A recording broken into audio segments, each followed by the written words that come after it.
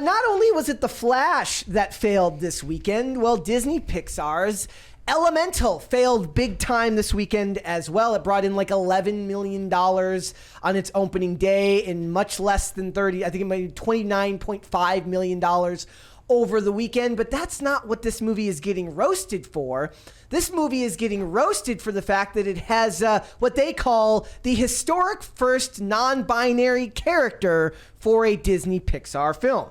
Not only that, but it draws attention to city ordinances. That's a selling point to me. A story about overcoming prejudice.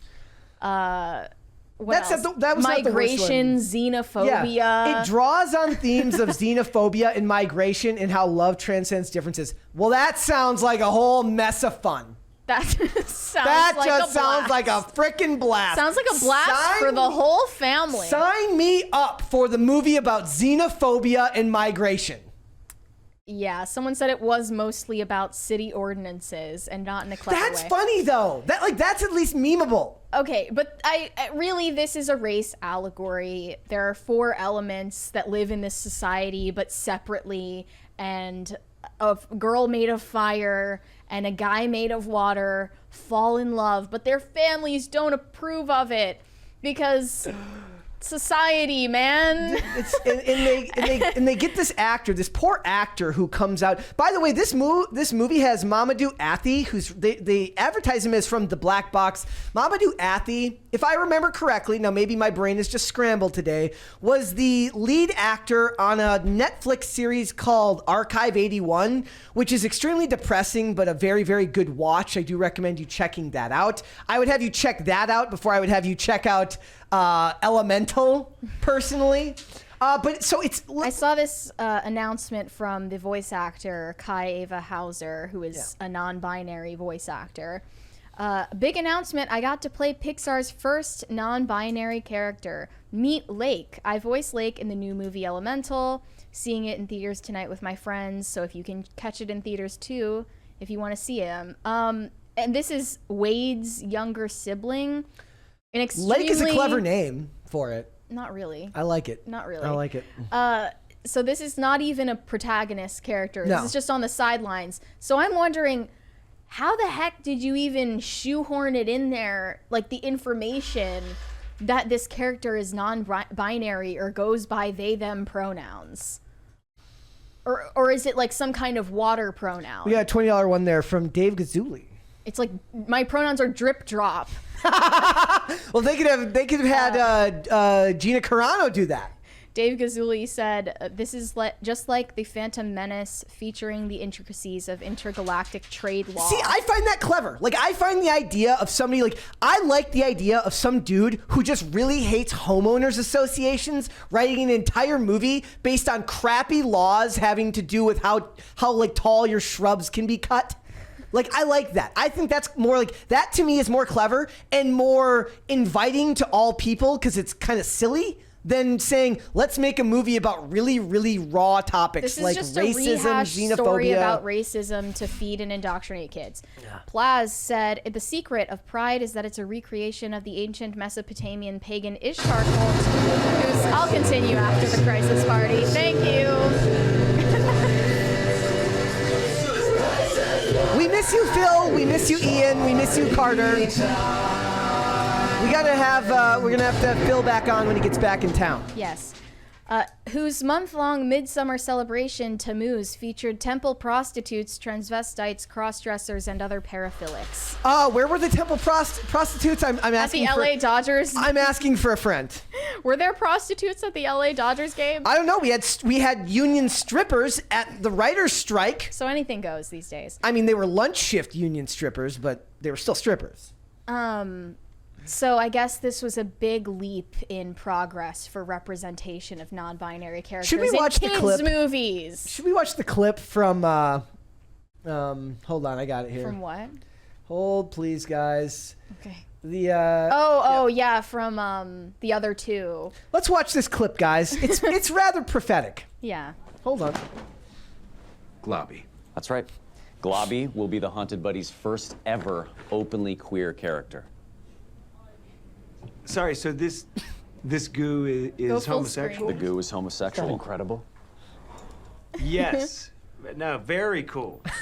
And how exactly is he gay? Because he sort of just looks like sexless green snot. Great question, because we've also gotten some flack for saying a character is gay and then not really showing it. Which is why, in Haunted Buddies 4, we're including a groundbreaking scene where Vampira opens the door to Globby's bedroom, and we see Globby in bed with another Glob.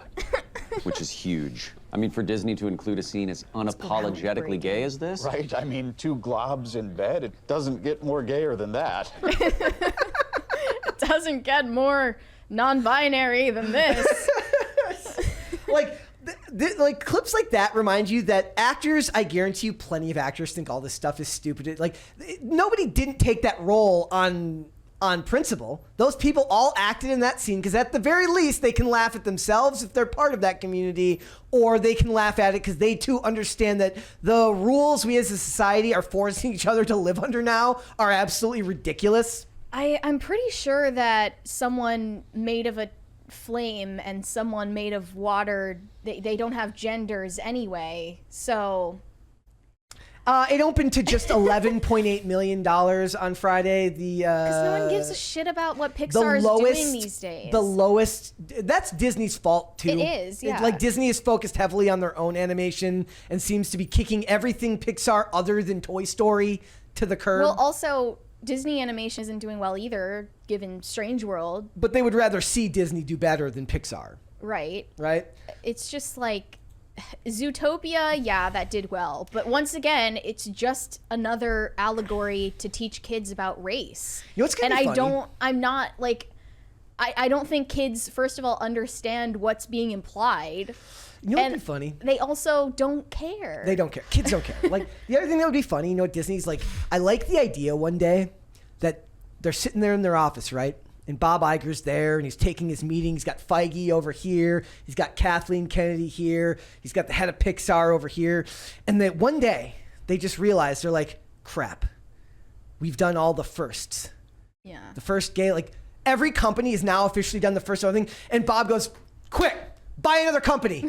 Because we need to have more first gay this, first non-binary this, more fake first milestones. Yeah, like so one day, like he starts buying companies so they can continue having firsts of stuff. These movies also are for adults who have Pixar nostalgia, who can't grow up, who are in extended adolescence.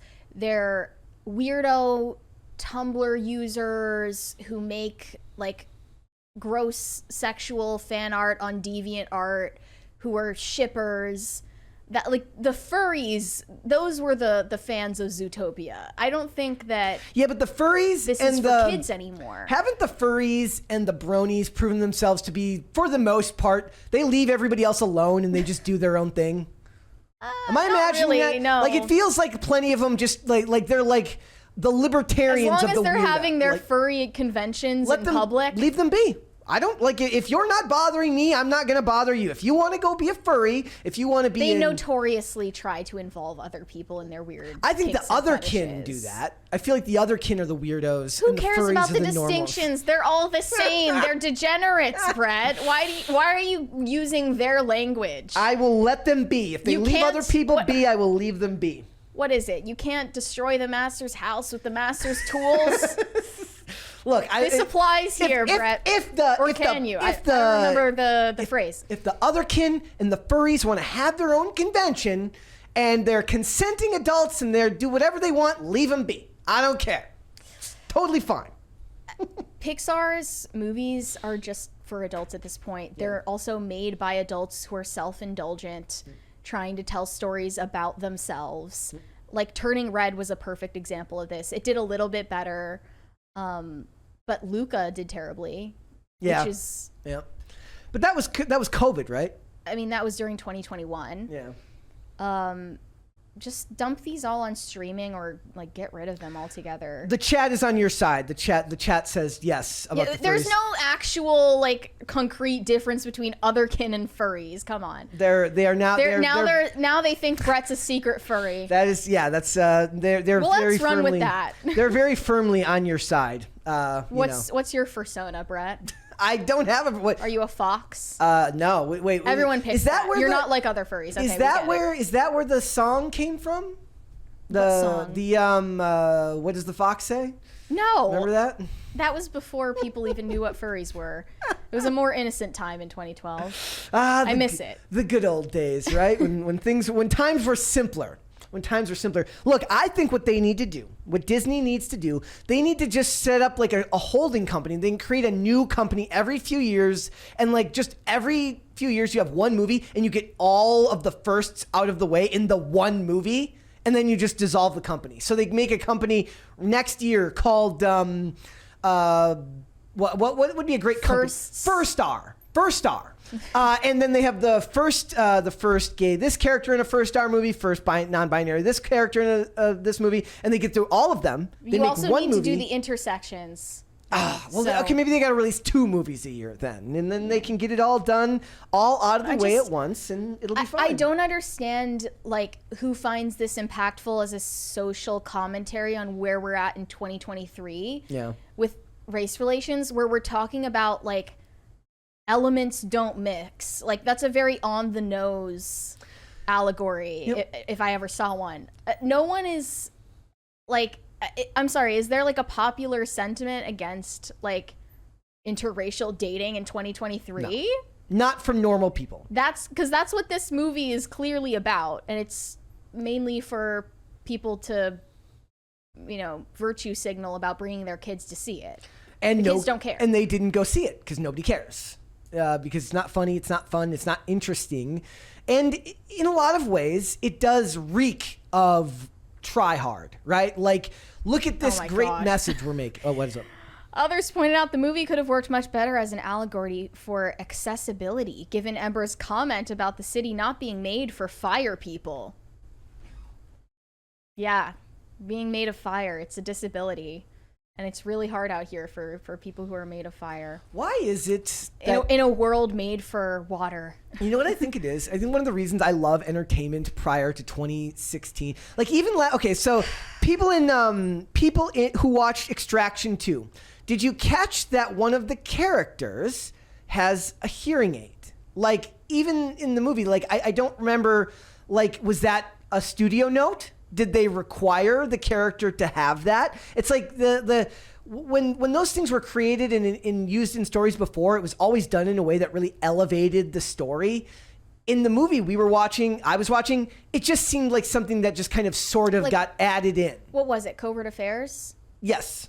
Augie is blind, and that has a lot to do with how the plot line. Yeah, and the actor himself is not blind, which they would never allow to happen now. But they got away with it because they're like, look, we've got flashbacks of him when he could see, so they would be able to do that then. Right. And be like, but now I wonder if what they would say is like, look, okay, you wanna make a character who's blind who has flashbacks to when they could see. Well, then what you need to do is age up the actor that's blind so that we can use an actual blind person for the main character, and then use a seeing person who's younger, who's played by another actor for those scenes. This is why your polemic that Disney needs to focus on anthropomorphic characters doesn't actually work, because they'll use anything to signal about race. Then we need just anthropomorphic characters and just the people who made Puss in Boots. Okay, Puss in Boots was a rare exception to the rule. Yep. That was a great movie. I haven't seen the other Puss in Boots, but I'm considering it now. I need to go back and watch Shrek and Puss in Boots in chronological order. Not chronological order of how they came out, but like the lore. Yeah. I need to educate myself on that. But back in the day when they would have characters that had disabilities on TV shows, it felt like it was written in there by someone who actually was passionate about including it in the storyline. Now when they include characters with disabilities in these shows and movies, it reeks of studio note. That somebody from the office said, you have to include this because we need it for a quota. We have a quota we need to meet. I love the replies here. Can we joke about Disney's first queer character without quote tweeting the original actor celebrating their big break? This isn't the place for you to dunk on them. How respectful of them. Valid point, but did you have to tag the voice actor in it? Yes, honestly. I don't think that that's wrong. This person got a big break because they fit into an obscure minority category. They didn't get a big break because they're talented. I would actually, the funny thing is what they're saying, I would do. I wouldn't put them in the quote, but you don't have the right to say that they can't be quote tweeted in it. I wouldn't do it, but I'm not gonna. No, now they're getting cyberbullied. Yeah, like I wouldn't do that to them, but I also understand that as the actor who took that role, you have now signed up that this is now part of your life. You just have to deal with it. Sucks. Yeah. Move on. Thanks for watching. Listen to full episodes of Pop Culture Crisis on Spotify. Keep up with us on social media and make sure you subscribe and ring that bell so you never miss the show. Bye, guys.